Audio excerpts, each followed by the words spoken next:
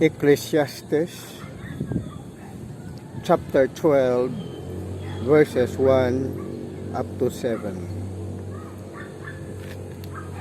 Remember now your Creator in the days of your youth, before the difficult days come and the years draw near, when you say, I have no pleasure in them.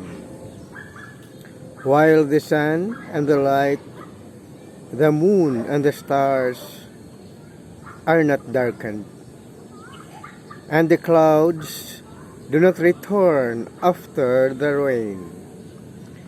In the day when the keepers of the house tremble, and the strong men bow down, when the grinders cease because they are few, and those that look through the windows grow dim, when the doors are shut in the streets, and the sound of grinding is low, when one rises up at the sound of a bird, and all the daughters of music are brought low. Also they are afraid of height and of terrors in the way.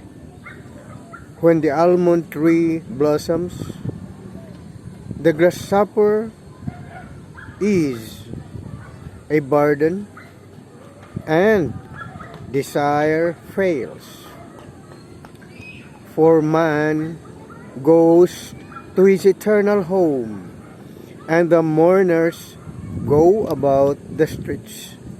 Remember your Creator before the silver cord is loosed, or the golden bowl is broken, or the pitcher shattered at the fountain, or the wheel broken at the well.